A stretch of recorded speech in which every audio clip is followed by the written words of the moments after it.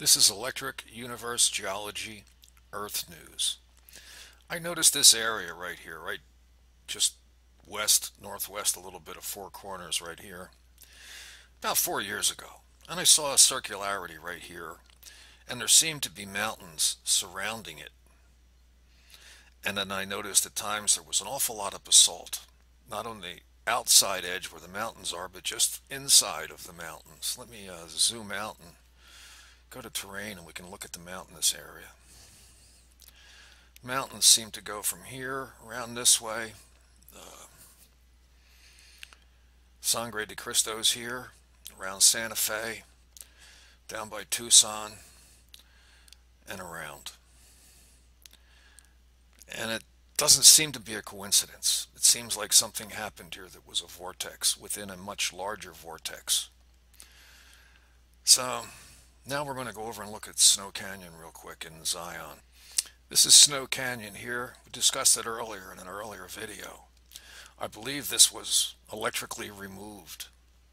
And what's interesting is when you get up into these areas, there's basalt covering the sides of the formations as if it was spackled. And then the valleys seem to have basalt flows much different than the tops of the mesas or the sides of the formation, as if basalt flowed down the valley. But the area above it seems to have been coated with molten iron-rich material. I have some photographs that show this area. Let me go to those now. These are the sides of the valleys in Snow Canyon. The material seems to be basalt, but I don't really have any samples or proof that it is basalt, but I believe it is, and it looks like it's spackled the sides of the sandstone. I believe it's Navajo sandstone.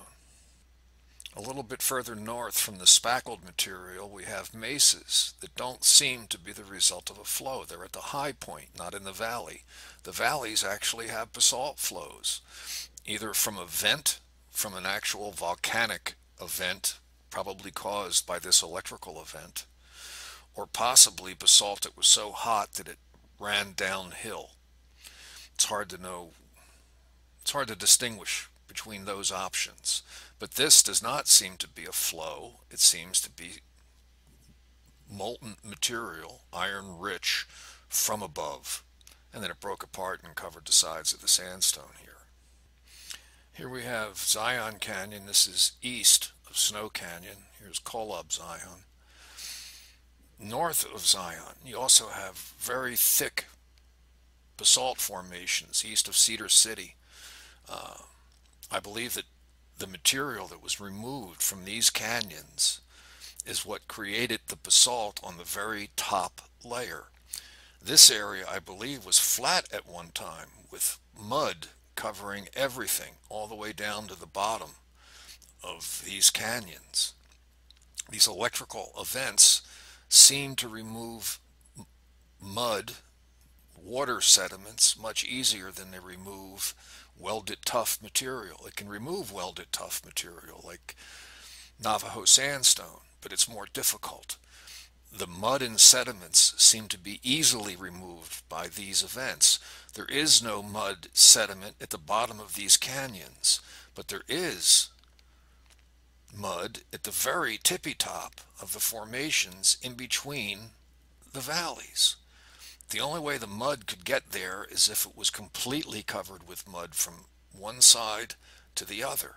And then afterwards, at the end of the process, something electrical seems to have swept clockwise around the Four Corners event, removed this material and deposited basalt to the north. Now that we have a marker for what these canyons look like and the color that it creates by removing material, creating something similar to pottery where vegetation doesn't grow, this area becomes really interesting. The Grand Mesas over here, you have two layers of basalt underneath of the book cliffs. It appears to me that this area, which is the drainage from the Colorado River and the Green River, was full of mud and sediment, and this event swept clockwise, removing it the same way it removed the material at Zion. Monument Valleys down here. It's like this was all ripped out, and it seems to be swinging clockwise. So here you have the Grand Mesa, the largest mesa in the world, covered with basalt. And if you go there and ask the people at the visitor center, they'll tell you that the basalt here came from Gunnison National Forest, where there are welded tough mountains. And through vents that are no longer visible, it flowed across this very deep valley over to the Grand Mesa. And even the people at the visitor center didn't believe the paper that they would show tourists, written by geologists. They thought it was crazy, and they were actually more persuaded by my explanation. It was kind of funny. So it appears that the material that was removed here is flowing clockwise, creating the Grand Mesa where it's the hottest. This doesn't even have the ability to make welded tough formations. It makes flat formations, as if the basalt is so hot it can't make a mountain, as it were. It just makes flat, really hot basalt. But down here there are mountains of welded tough. And if you continue around, all of this area down here is welded tough mountains on the tops.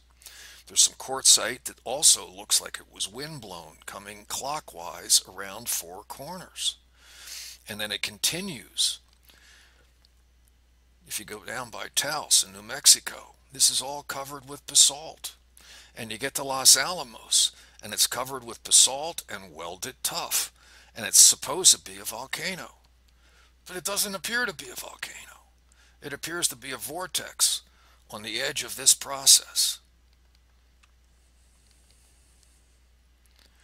So this is right on the edge. This was probably underwater here. You come over here to Mount Taylor. It looks similar to Villa Caldera, where Los Alamos is, but I think this was full of water down here, so you didn't have the ability to have a circular vortex caldera. Wherever it was dry, you had accumulation. There's a lot of uranium around here. This seems to all be part of a clockwise event. This is Shiprock. It's a very sacred area for the Navajo. It appears that leeward is to the south.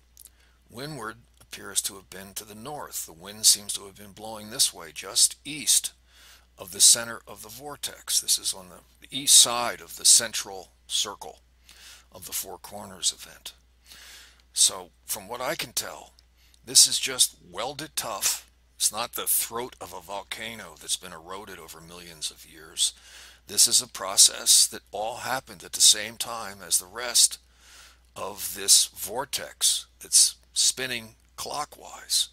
I have a photograph I can show you of this now. This is the south-facing side of Shiprock. To me, this is leeward. This is the cliff that was created because the wind was coming towards us. It's all part of a clockwise event. Nice horses in the foreground. So in conclusion, apparently, this light-colored material was electrically excavated, similar to Zion and Snow Canyon. It threw molten dust up in a clockwise manner, creating the Grand Mesa, creating all of these welded tough mountains, creating Los Alamos and Mount Taylor and Grants. It swings around. There's more basalt down here, a lot of it. It made a circle within this circle of molten iron-rich dust, which is misconstrued as being volcanic by geologists who only have one pony in the race. They only have volcanoes that can make molten dust, where in the electric universe, I think there's more options. Thank you.